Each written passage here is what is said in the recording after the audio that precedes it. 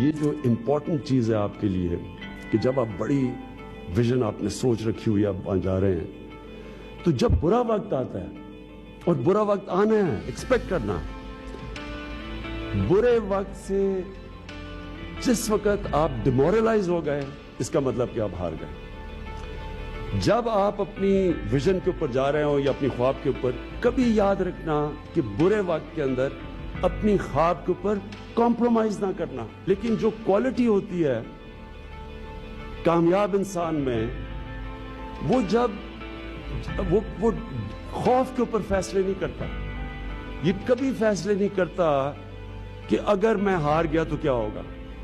وہ ہمیشہ یہ سوچتا ہے اگر میں جیت گیا تو کیا ہوگا۔ یہ دو ڈیفرنٹ مائنڈ سیٹ ہیں۔